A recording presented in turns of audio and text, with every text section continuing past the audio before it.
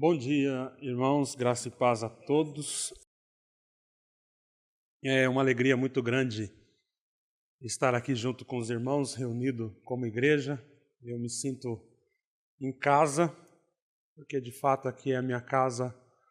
Olhar para esses rostos de pessoas que eu amo, de amigos, dos meus pais. É uma alegria muito grande estar aqui junto com os irmãos. Eu queria que os irmãos abrissem a palavra de Deus no livro de Gálatas, capítulo 2. Nós vamos ler do versículo 11 ao 21. Diz assim a palavra do Senhor. Quando, porém, Cefas veio a Antioquia, resisti-lhe face a face porque se tornara repreensível. Com efeito, antes de chegarem alguns da parte de Tiago, comia com os gentios. Quando, porém, chegaram, afastou-se e, por fim, veio a apartar-se, temendo os da circuncisão. E também os demais judeus dissimularam com ele, a ponto de o próprio Barnabé ter se deixado levar pela dissimulação deles. Quando, porém, vi que não procedia corretamente segundo a verdade do Evangelho, disse a Cefas na presença de todos: sendo tu judeu, vives como gentil e não como judeu? Por que obrigas os gentios a viverem como judeus? Nós, judeus por natureza e não pecadores dentre os gentios, sabendo, contudo, que o homem não é justificado por obras da lei, e sim mediante a fé em Cristo Jesus. Também temos crido em Cristo Jesus para que fôssemos justificados pela fé em Cristo e não por obras da lei. Pois por obras da lei ninguém será justificado. Mas se, procurando ser justificados em Cristo, fomos nós mesmos também achados pecadores, dar-se-á o caso de ser Cristo ministro do pecado? Certo que não. Porque se torno a edificar aquilo que destruí, a mim mesmo me constituo transgressor. Porque eu, mediante a própria lei, morri para a lei, a fim de viver para Deus. Estou crucificado com Cristo, logo já não sou eu quem vive, mas Cristo vive em mim, e esse viver que agora tenho na carne, vivo pela fé no Filho de Deus, que me amou a si mesmo, que me amou e a si mesmo se entregou por mim. Não anulo a graça de Deus, pois a justiça é mediante a lei, segue-se que morreu Cristo em vão. É aqui, irmãos. Vamos tentar contextualizar o que está acontecendo aqui nessa carta, por que Paulo está escrevendo essa carta e trazendo essa dura repreensão à igreja de Gálatas, e por que ele está trazendo esse capítulo 2 contando algo que aconteceu com ele, com Barnabé e com Pedro e demais irmãos. Houve um trabalho difamador feito por cristãos judeus ou judaizantes. Esses cristãos, eles eram fortemente influenciados pelo judaísmo. E esses cristãos judaizantes fizeram um trabalho para derrubar e desacreditar a autoridade apostólica de Paulo. E Paulo havia plantado igrejas na região da Galácia, igrejas como Icônio, Listra, Dérbio, Antioquia da Pisídia. E esses cristãos judaizantes, irmãos, eles iam de igreja em igreja falando coisas contra Paulo. De forma dissimulada, sorrateira, diziam: olha, nós estamos contentes porque Paulo pregou o evangelho para vocês, estamos contentes porque vocês creram no evangelho, mas o nosso temor é que talvez Paulo não tenha falado de fato tudo para vocês. Porque não sei se vocês sabem, o apóstolo Paulo, ele nunca andou com o Senhor Jesus. Não dá para nós considerarmos o apóstolo Paulo um apóstolo de fato. Ele nunca foi para Jerusalém, ele nunca esteve com os apóstolos, ele nunca andou com Jesus. Então a nossa preocupação é que quem evangelizou vocês é um pregador de segunda mão.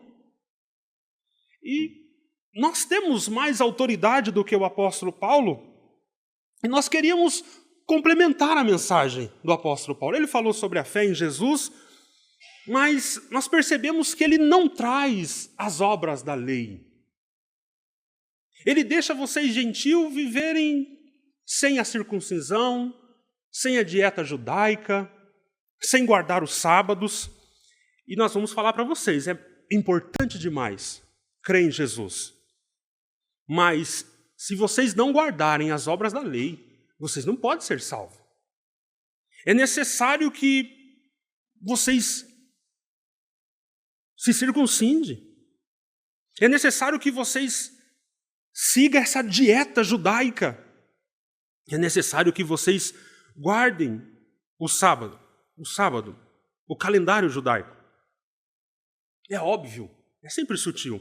Nós somos salvos pela graça, mediante a fé. Mas não é somente isso. E esse fermento produzido nessas igrejas foi tão forte que foi necessário convocar um concílio lá em Jerusalém, e nós vemos isso em Atos 15, para resolver essa situação. O que os cristãos gentios precisam observar quando se convertem?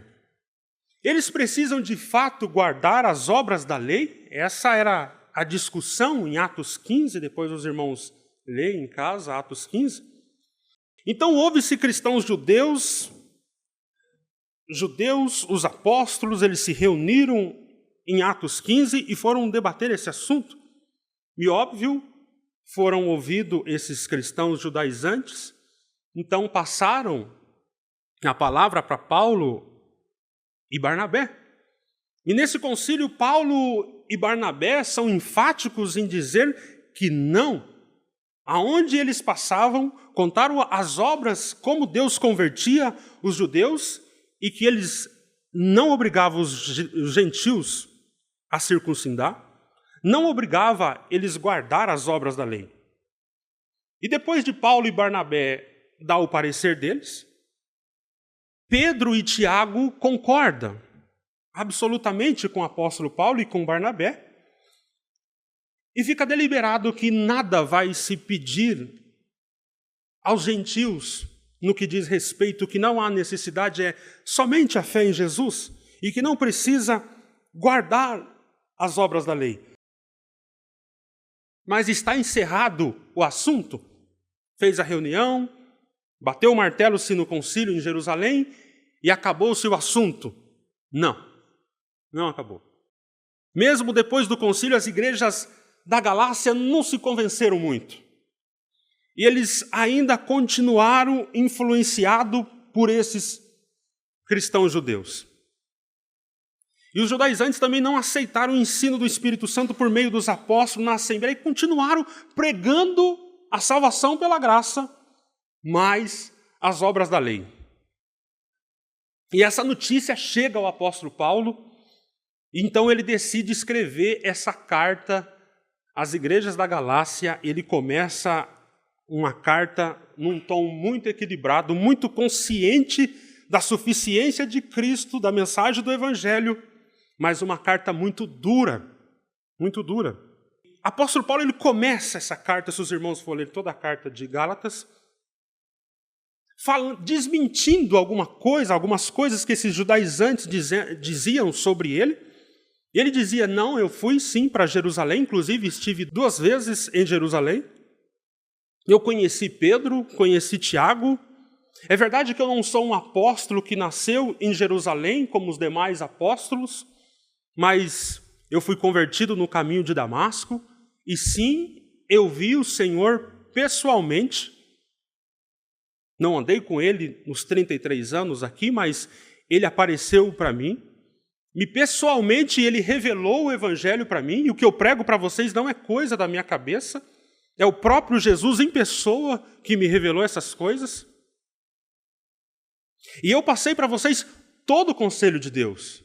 Eu não preguei a metade do conselho de Deus e que precisa ser completada. o que eu preguei para vocês é todo o Evangelho de Deus.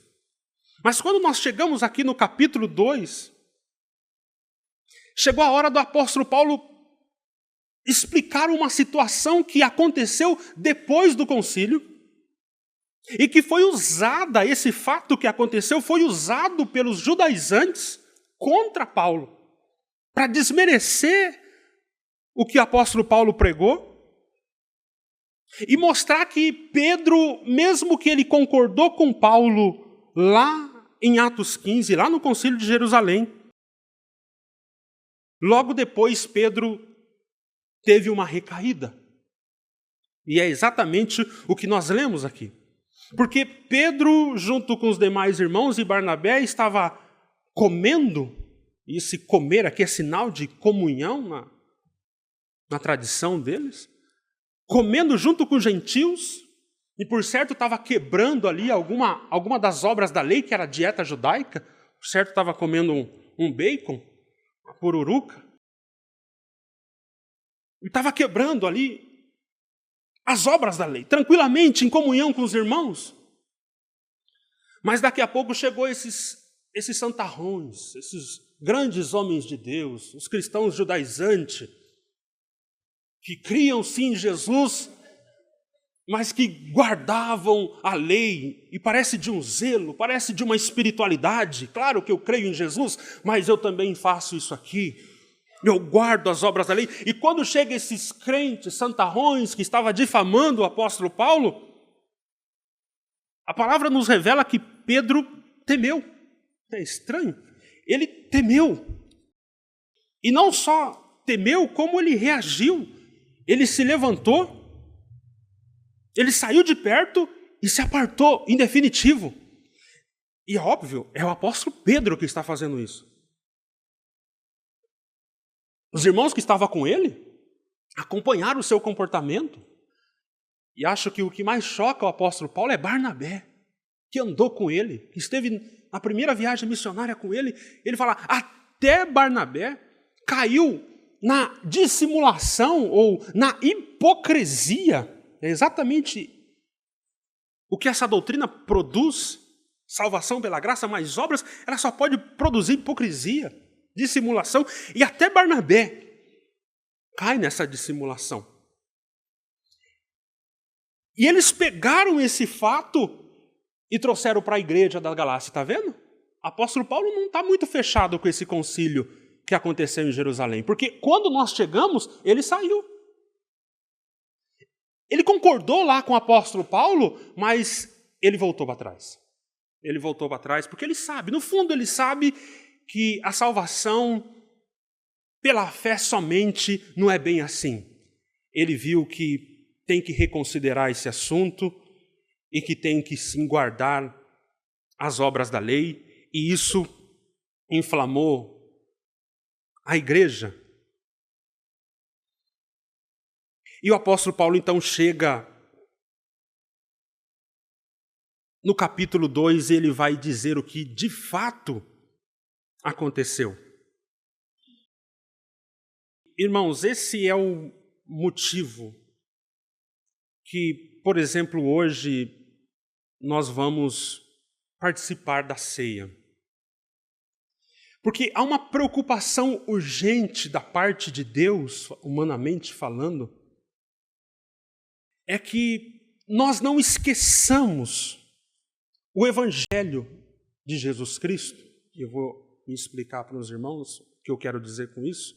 Porque foi exatamente o que aconteceu com Pedro nessa ocasião.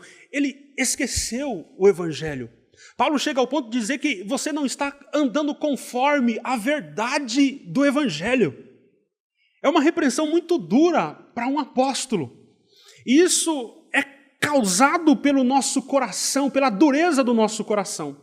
E se nós não formos transformados, renovado a nossa mente na palavra de Deus, nós vamos se conformar a este mundo. Nós vamos aderir a essas obras humanas. E existe essa preocupação de Deus para que nós não esqueçamos do Evangelho. E que o Evangelho é o poder de Deus que nos salva e que continua nos salvando. O Evangelho não é algo para não convertido, nós vamos fazer um culto de evangelização e depois nós vamos achar formas humanas para santificar a igreja. A santificação, ela é o que dá o início à nossa fé, a entrada na graça. Mas é o Evangelho que nos mantém firme, crescendo em santidade. O Evangelho é tudo, ele é o poder de Deus. E o próprio Senhor, Ele não quer que nós esqueçamos disso. Por isso, por exemplo, hoje nós vamos participar da ceia que o próprio Jesus instituiu.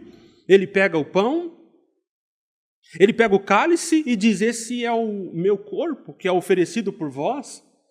Este é o cálice da nova aliança do meu sangue derramado em favor de vós. Fazei isso em memória de mim. O que Jesus está dizendo? Vocês não podem esquecer que o meu corpo foi rasgado por vocês. Vocês não podem esquecer que o meu sangue foi derramado. Façam isso em memória de mim até que eu volte. Até que eu volte. Não se aparte dessa verdade.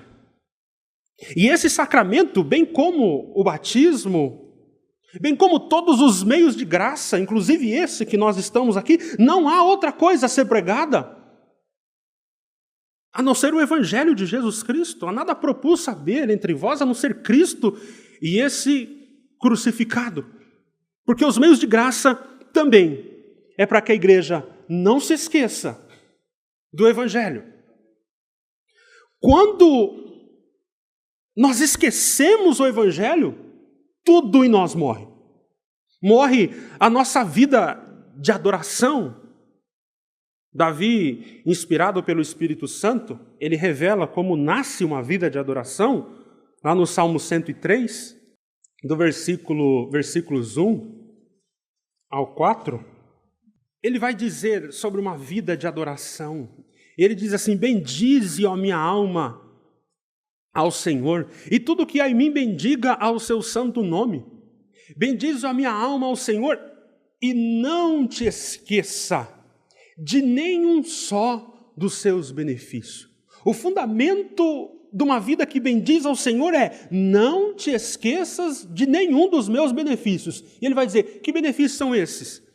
É Ele quem perdoa todas as suas iniquidades, quem sara todas as tuas enfermidades, quem da cova redime a tua vida e te coroa de graça e misericórdia.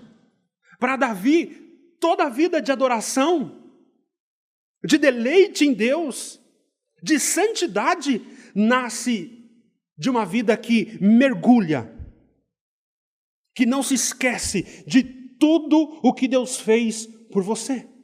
E o que Ele fez? Para nós que cremos, é Ele que perdoou os nossos pecados, é Ele que levou sobre si as nossas enfermidades, é Ele que redimiu a nossa vida da morte, e é Ele que nos coroou de graça e misericórdia. Não te esqueça. Se você esquecer disso, não há de fato uma vida de bendize, ó minha alma, ao Senhor. Não há. A sua vida de adoração morre. E quando nós estamos falando aqui de lembrar do Evangelho, não esquecer do Evangelho, é óbvio que não é simplesmente um lembrar cognitivo. Ah, sim, claro, eu assisti lá o filme Paixão de Cristo. Não é isso.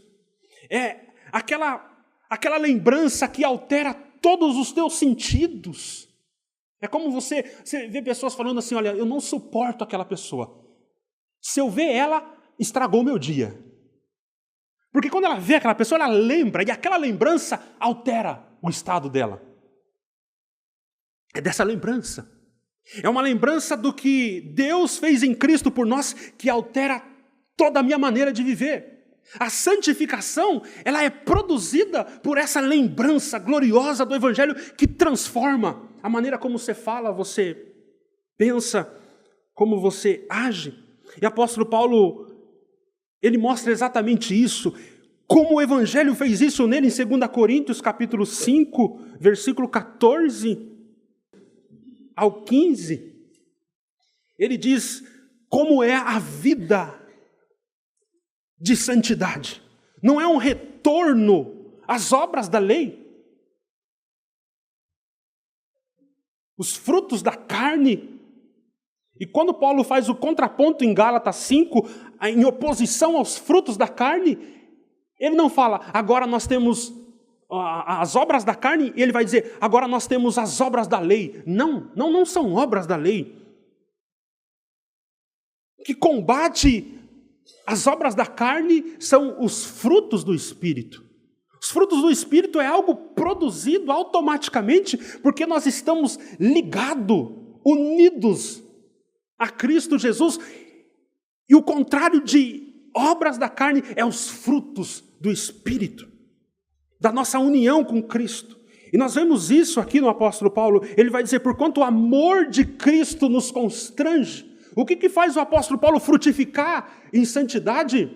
Não é um retorno às obras da lei, mas são os frutos do Espírito provocados ao olhar ao amor de Cristo. Quando ele lembra do Evangelho, quando ele lembra do miserável pecador que ele era, digno de toda a ira e condenação de Deus, e foi salvo, a parte das suas obras, por um Cristo que tomou sobre si os seus pecados e que ressuscita para a sua justificação, ele fala, porquanto o amor de Cristo me constrange. Eu fico constrangido ao lembrar do Evangelho, porque estamos plenamente convencidos, olha aqui o que ele está trazendo à memória, de que um morreu por todos, logo todos morreram. Ele morreu para aqueles que vivem, já não vivam mais para si, mas para aqueles que morreu, para aquele que morreu e ressuscitou. Ele está dizendo, esse amor me constrange, ele morreu por mim, quando eu estava morto em pecado, em ofensas,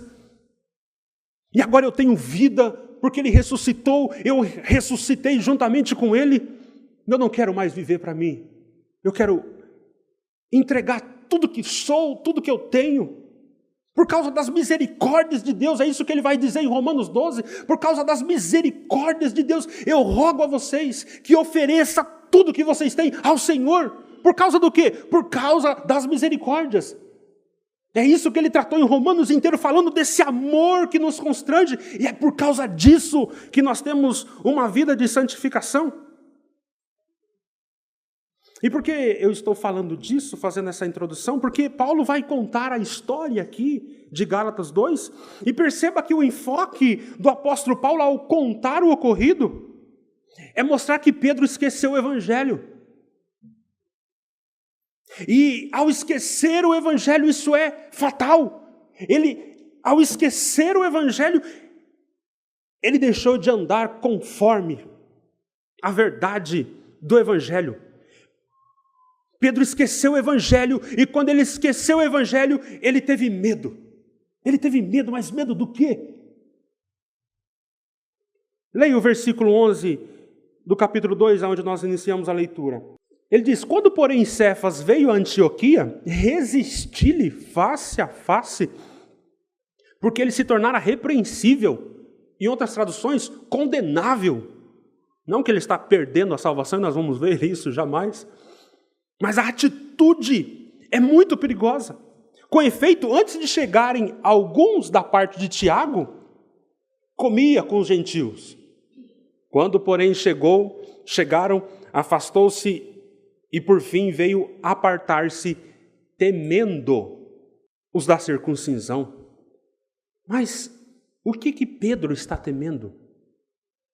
De ser preso por comer com o gentio? Ele ia ser torturado, morto, linchado?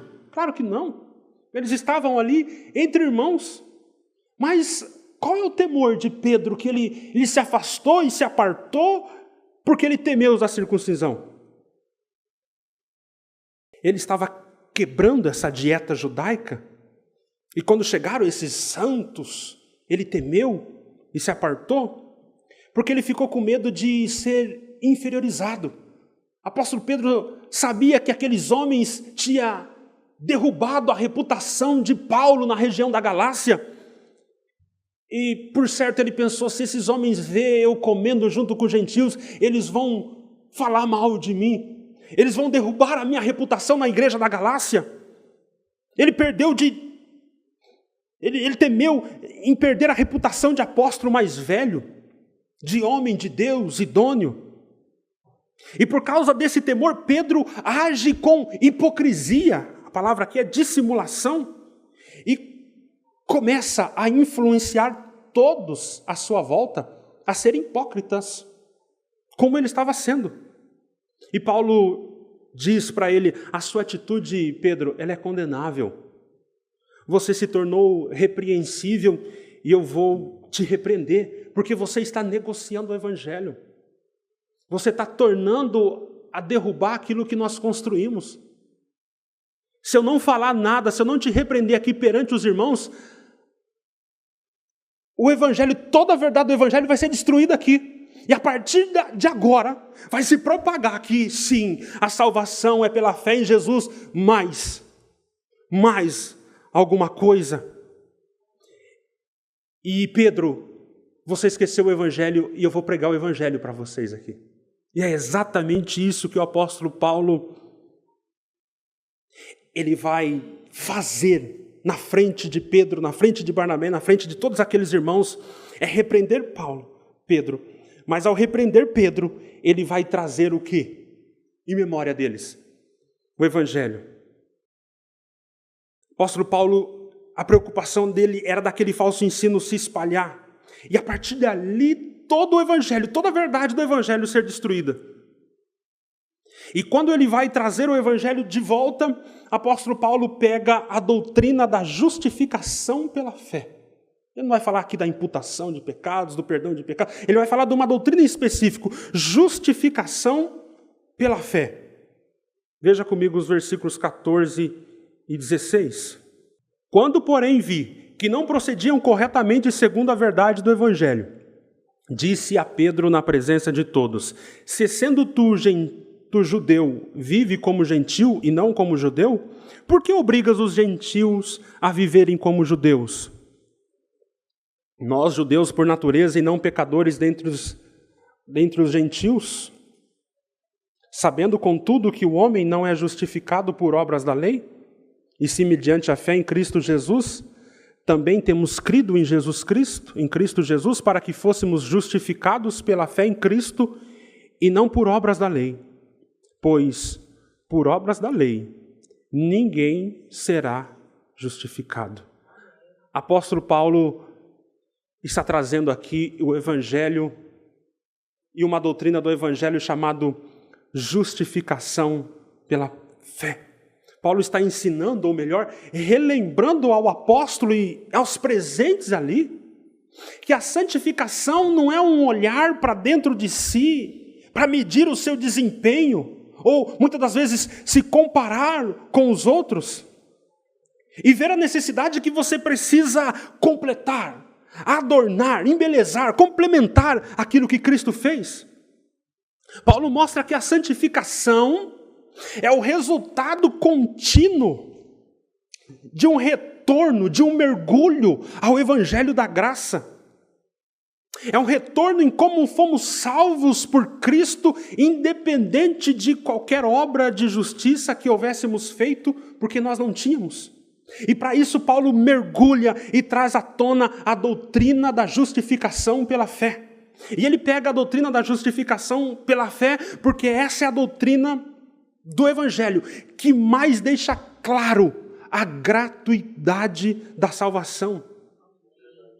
Porque é a doutrina que mais deixa em evidência que é totalmente Deus fazendo algo fora de nós, onde não há nenhuma participação humana. Eu queria rapidamente refletir com os irmãos o que é essa doutrina da justificação que o apóstolo Paulo traz aqui. Ao combater esse falso ensino que poderia crescer no meio da igreja, ele pinça a doutrina da justificação e apresenta para apóstolo, para irmãos convertidos. E nós sabemos que a doutrina da justificação que o apóstolo Paulo traz aqui, trata-se de uma doutrina que nós sabemos que o problema do homem é o pecado. É o pecado. Mas esse problema, que é o pecado, ele possui dois problemas sérios a ser resolvido. O pecado, ele produz um problema interno, que é o nosso coração corrupto. Mas ele também produz outro problema, que é um problema externo.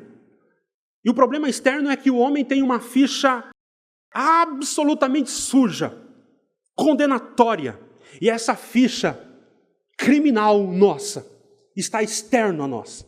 Ela está diante do tribunal de Deus. Você pode parar de pecar hoje, que é algo absolutamente impossível, mas mesmo assim existe uma ficha que pesa contra você. O pecado gerou esse problema externo a você. Você pode resolver aqui, tentar resolver o teu problema interno, mas há outro problema muito grande. Os seus pecados estão diante de Deus, você vai ser condenado, com toda certeza. A justificação que o apóstolo Paulo traz à tona aqui é uma doutrina que mostra como Deus resolveu o nosso problema externo a nós. É Deus justificando o homem externamente, ou seja, lá nesse tribunal, aonde está todas as acusações contra você, é Deus te declarando justo. E como ele resolve isso? Ele pega essa ficha suja sua, que te condena, e crava na cruz de Jesus Cristo. Ele rasga no corpo de Cristo essa sentença de morte que pesava contra vocês. E ao rasgar essa sentença de morte, todos os seus crimes que estão diante dele, porque você creu em Jesus, esse próprio Deus declara lá nos tribunais eternos: você é justo. Não há nenhum crime em você. Não há manchas em você. A sua ficha condenatória foi rasgada na cruz. E agora, nenhuma condenação há para os que estão em Cristo Jesus. Justificação é isso. É Deus resolvendo algo lá, nos tribunais eternos, rasgando, cravando em Cristo tudo que pesava contra nós. E a justificação, ela não tem gradações ou níveis. Apóstolo Paulo não é mais justificado do que eu, porque o que estava sobre o apóstolo Paulo era a ficha de Cristo. E ele é perfeito. Mas essa mesma ficha, ou roupas, vestes de justiça, que estava sobre Paulo, está sobre esse miserável aqui que vos prega o evangelho. Paulo não era mais justificado do que eu. Deus me vê como perfeito, sem mancha, sem culpa. Ele vê o filho dele em mim, assim como via no apóstolo Paulo, no Marcos Salles. Não há níveis de gradação. O status que repousa sobre nós é de perfeição absoluta, porque é as obras de Cristo que está sobre nós. A justificação é muito mais do que perdão. Deus não está agora fingindo que não vê os teus pecados. Os seus pecados caiu sobre Jesus.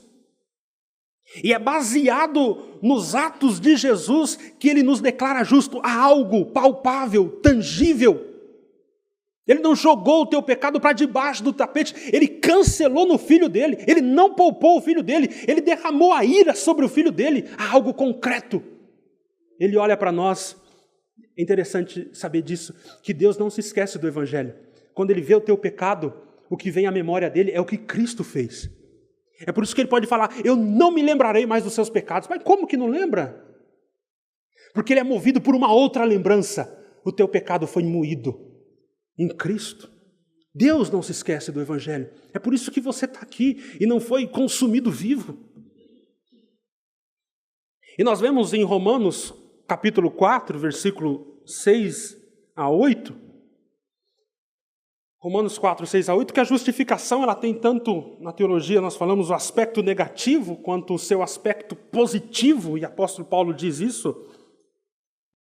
E é assim também que Davi declara ser bem-aventurado o homem a quem Deus atribui. Esse é o aspecto positivo. Na justificação, Deus atribui justiça. Ele pega a justiça de Cristo e debita na sua conta. Ele coloca toda a santidade, toda a vida santa de Jesus e atribui justiça. Independente de obras. Veja, não tem nada a ver com você isso aqui. É Deus atribuindo justiça ao pecador. O aspecto negativo da justificação é Deus tirando. Ele continua: bem-aventurado aqueles as iniquidades são perdoadas e cujos pecados são cobertos.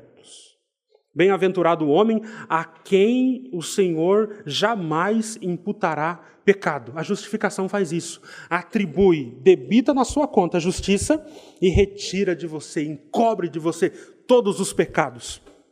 Todos os pecados são perdoados, mas é muito mais do que perdão. Ele não só tira, remove os teus pecados no sentido, eu não me lembro mais dele, mas como ele coloca agora toda a justiça de Cristo sobre você. Perdoar seria você estar com uma dívida de 100 mil e agora a tua conta está zerada, você não deve nada. Esse é o aspecto negativo da justificação. Ele perdoou toda a sua dívida e era impagável.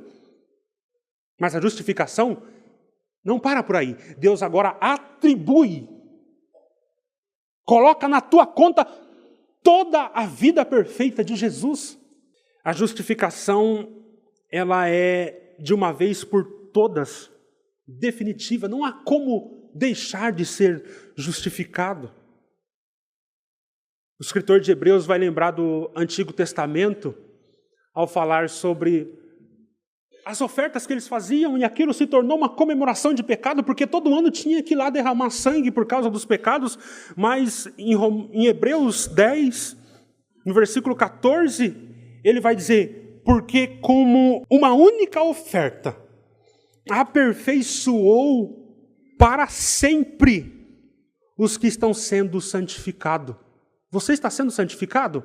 Mas saiba de uma coisa, a justificação te aperfeiçoou para sempre. Estamos ainda sendo santificados, mas aqui diz que nós já fomos aperfeiçoados para sempre por causa do sangue derramado. Isso não tem nada a ver com você, é por causa do sangue, do cordeiro oferecido em definitivo e para sempre.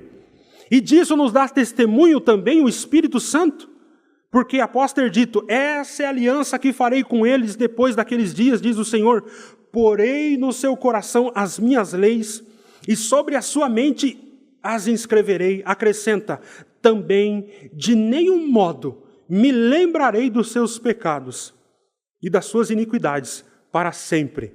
Ora, onde há remissão destes, já não há oferta pelo pecado. A justificação, ela é definitiva. É de uma vez por todas, é para sempre. E vocês e nós que cremos em Jesus Cristo, para sempre estamos aperfeiçoados, mesmo que agora estamos nesse penoso processo de santificação, de combate contra o poder do pecado, mas Deus nos vê como aperfeiçoados para sempre. E essa justificação, ela é recebida pela fé. É isso que o apóstolo Paulo vai dizer em Romanos 5:1. Justificados, pois, mediante a fé, temos paz com Deus. Essa fé não é um tipo de força, ou um poder que está sobre o nosso domínio, que nós usamos para realizar coisas que queremos.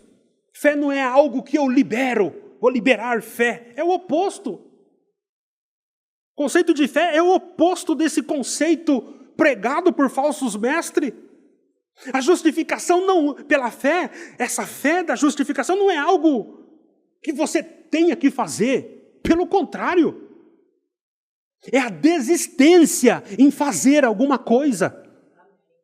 É uma desistência de você mesmo e perceber que você é um miserável pecador e que não há bem nenhum na tua carne. E isso te impulsiona a olhar para uma só direção: cruz. Cruz, eu não tenho nada, eu sou miserável. É essa as beatitudes que Jesus vai: bem-aventurado os que choram, os pobres de espírito. É alguém que chegou na falência, ou pelo menos na consciência da falência, porque falido todos são. Mas é a consciência de que eu sou um miserável espiritual. E a única solução é a cruz de Cristo. Isso é a fé que nos justifica, é a desistência de você, não é algo que você tem que fazer, é a desistência de fazer alguma coisa e olhar somente para Cristo.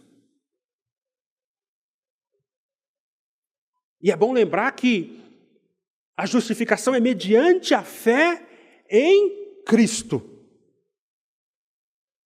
Não é uma fé genérica, crer em alguma coisa, é fé depositada em Cristo. Não é fé na sua igreja. Não é fé no seu batismo.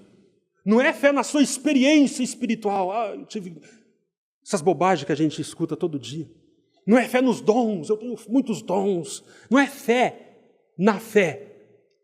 Não é? É fé em Cristo.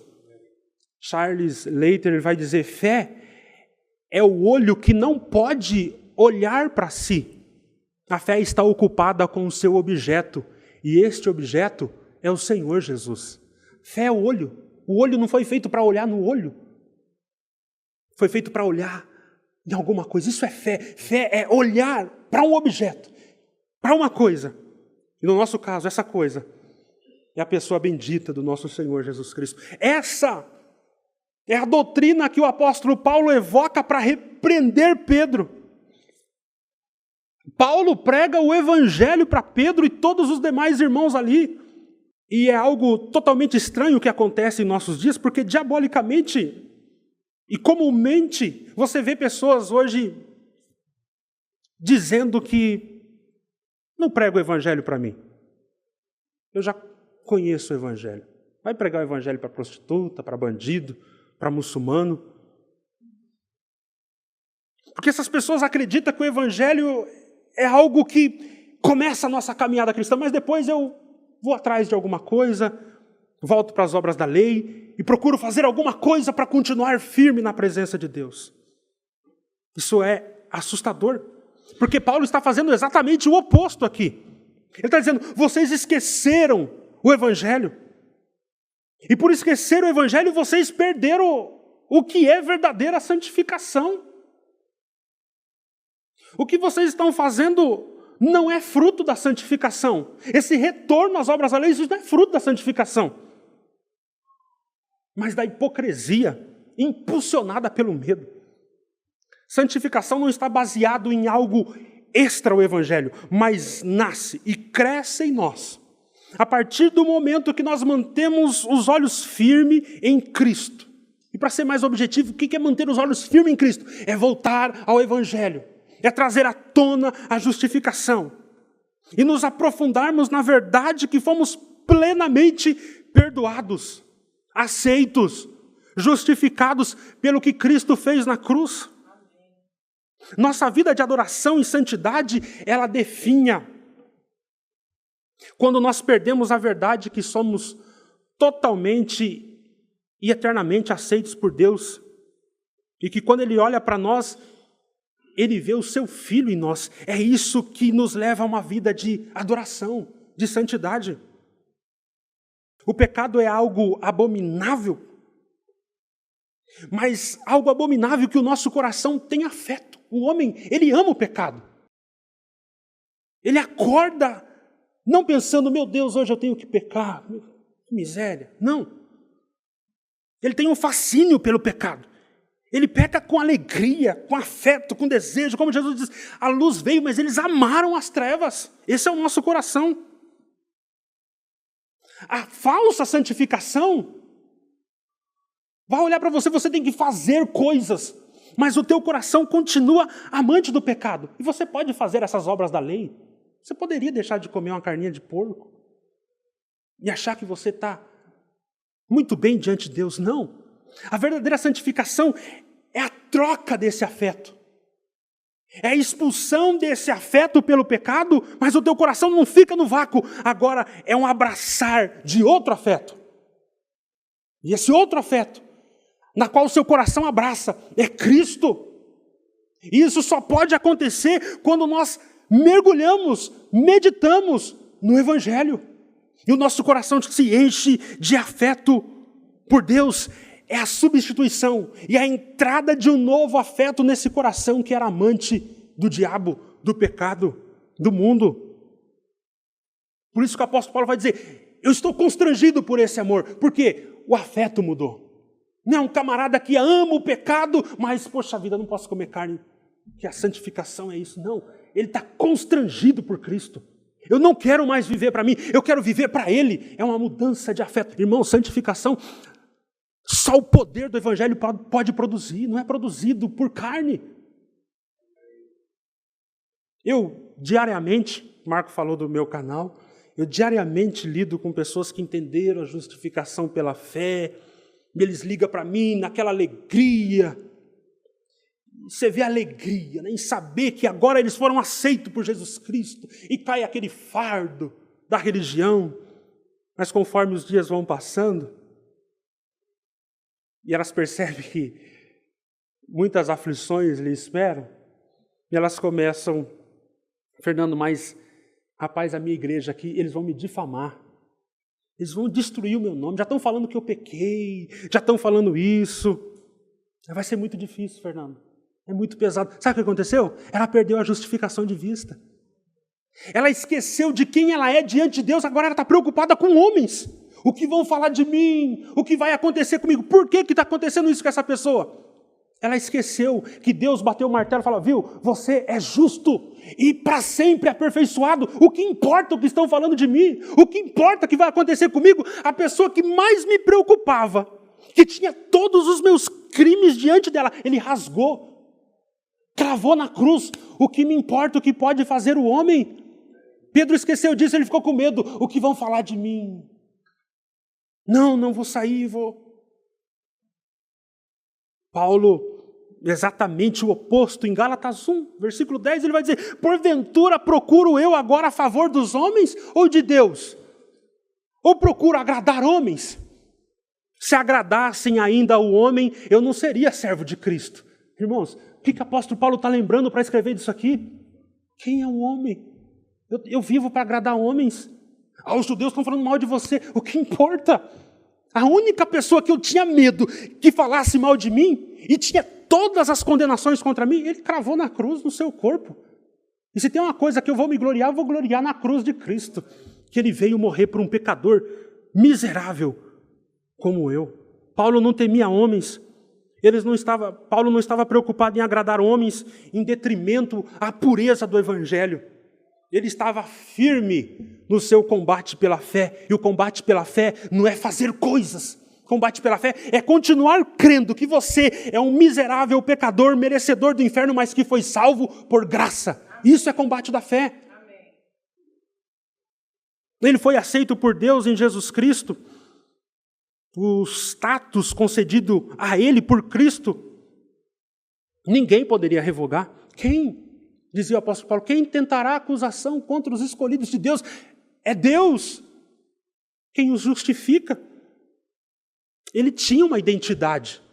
A identidade é, você é meu filho amado, você é herdeiro de Deus, você é cordeiro em Cristo. Mas isso estava vivo em Paulo, por quê? Porque a todo momento você vê Paulo mergulhando no Evangelho. Isso é santidade, é mergulhar no Evangelho. De forma cada vez mais profunda, isso vai produzindo em você uma alegria indizível, cheia de glória. E você quer viver para Cristo, e o mundo, o pecado vai ficando ofuscado. Isso é santidade promovida pelo Evangelho. Toda a doutrina de santificação que o apóstolo Paulo pregava estava centrada nisso. Olha, abra a Bíblia comigo, irmãos, em 1 Coríntios capítulo 6. Olha a mentalidade de um apóstolo inspirado pelo Espírito Santo, quando ele vai falar de como combater, de como vencer o pecado. Ele diz no capítulo 6, versículo 18, fugi da impureza. Qualquer outro pecado que uma pessoa comete é fora do corpo. Mas aquele que pratica a imoralidade peca contra o próprio corpo. Acaso não sabeis que o vosso corpo é santuário do Espírito Santo, que está em vós, o qual tendes da parte de Deus, e que não sois de vós mesmo? E como que faz para combater? Como que faz para lutar contra a imoralidade, o pecado, a prostituição? Paulo vai dizer, porque fostes comprado por preço. Agora, pois, glorificai a Deus no vosso corpo. O motivo que o apóstolo Paulo está dizendo aqui, olha, se você trair a tua esposa, você vai ter que pagar pensão para a tua filha, para o teu filho, vai ser um caos, o Marcos vai tirar a tua liberdade na comunidade, vai ser um caos. Não é isso. Ele está dizendo, vocês foram comprados por preço. Ele está lembrando do Evangelho. Se o que te motiva a viver uma vida de pureza diante de Deus não é o preço que foi pago por você na cruz, você é um hipócrita, um religioso, você vai chegar diante de Deus e falar assim, nunca traí minha esposa, e o Senhor vai falar assim, aparta de mim, maldito, você é um anátema. Por quê? Porque todos os que não amam Jesus sejam amaldiçoados. É o amor ao Evangelho, a Cristo. Pedro, para nós encerrarmos, irmãos, caminhar para o fim, Pedro, por não andar conforme o Evangelho, por esquecer do Evangelho, ele estava negociando a doutrina da justificação pela fé somente. Ele estava negociando essa verdade porque ele temeu a sua identidade e a sua reputação diante dos homens. Ele temeu os homens e esqueceu da identidade que recebeu do próprio Deus, que bateu o martelo no tribunal celeste e disse, Pedro, você é justo, você está aperfeiçoado para sempre. Mas ele temeu os santos cristãos judaizantes. Mas, olhando para nós, qual pecado você tem cometido porque você esqueceu o Evangelho? Porque não se lembra do Evangelho daquela maneira que faz os seus sentidos se estremecerem em afetos e amor por Cristo? Naquela cruz, Cristo te buscou no monturo e Ele te fez assentar entre os príncipes. Mas talvez você tenha se esquecido e nem se deu conta que esqueceu que você estava no monturo e agora você está sentado com príncipes, você esqueceu, e agora você está acreditando numa mentira de Satanás que há felicidade no monturo. Porque você esqueceu que você foi por Cristo levado a regiões celestes. E você quer voltar olhando para o monturo da prostituição, da pornografia, dos deleites da carne.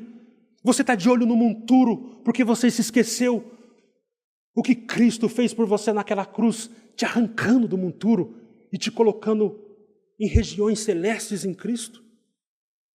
Naquela cruz, Cristo recebeu uma coroa de espinho por sua causa. E como nós lemos aqui, Ele te coroou de graça e de misericórdia, mas talvez você se esqueceu disso e isso já não impulsiona, não move o teu coração em afetos por Deus, e agora a sua vida se tornou num eterno lamento. Do que você está lamentando? Por que você murmura? Por que essa amargura em olhar para o passado, meu passado, que tragédia que foi? Por que você está ansioso olhando para o futuro, vai dar errado? Por quê? Porque você esqueceu que Cristo te coroou de graça e de misericórdia, te deu um status eterno, você foi aperfeiçoado para sempre, você merecia o inferno, você está entre os príncipes, mas você está lamentando, por quê? Porque você esqueceu o Evangelho. Naquela cruz, Jesus teve sede e deram fel. Naquela cruz ele estava só. E ele clamou, Deus meu, por que me desamparaste? Por que te alongas das palavras do meu bramido e não me auxilias? Muitos touros me cercaram, Jesus. Naquela cruz, fortes touros de Bazã me rodearam. Abriram contra mim, Jesus dizendo, as suas bocas, como um leão que despedaça e que ruge, como água me derramei e todos os meus ossos se desconjuntaram. O meu coração é como cera e derreteu-se dentro de mim. A minha força se secou como um caco e a língua se me pega ao paladar e puseste-me no pó da morte. Eu estou rodeado de cães, o ajuntamento de malfeitores me cercou, transpassaram-me as mãos e os pés. Poderia contar todos os meus ossos. Eles me veem, me contemplam, repartem entre si as minhas vestes, lançam sorte sobre a minha túnica, mas tu, Senhor, não te alongues de mim. Força minha, apressa-te em socorrer-me, livra-me a minha alma da espada e a minha predileta da força do cão. Salva-me na boca do leão, ouve-me desde as pontas do unicórnio. Jesus aqui está em completa miséria. mas era para te tornar herdeiro de Deus e cordeiro em Cristo, abençoado com toda sorte de bênçãos espirituais. Mas por que esse teu descontentamento? Por que você se cansa tanto para se enriquecer e oferece no altar de Mamon o teu tempo com a igreja de Deus, o seu tempo com a família? Você oferece nesse altar por causa do dinheiro, a sua saúde, a criação dos seus filhos. Que redenção é essa que esse ídolo te oferece, que Cristo já não conquistou por você naquela cruz gratuitamente? Meu irmão, você está buscando redenção no dinheiro ou em qualquer outra coisa, porque você esqueceu do Evangelho. Para o seu crescimento em santidade, você não precisa da força, nem das estratégias da carne. Você precisa voltar cada vez mais e de forma mais profunda ao Evangelho. Cristo morreu por Pedro também. Cristo conquistou por Pedro naquela cruz fé, arrependimento e a segurança eterna de salvação. E nós sabemos disso, isso é evidente porque Pedro, ele se arrependeu. Aquela repreensão dura e amorosa de Paulo, estava inclusa soberanamente na providência santa e amorosa de Deus, usando de Paulo para promover arrependimento. É verdade que toda correção de fato no momento em que ocorre não nos parece ser motivo de contentamento, mas de frustração, dizia Hebreus. Mas mais tarde, no entanto, produz frutos de justiça e paz para os eleitos. E nós vamos ver isso mais tarde, que Pedro se arrependeu e ele entendeu. Eu quero que os irmãos abrem a Bíblia comigo, em 2 Pedro, como Pedro vai falar de santidade.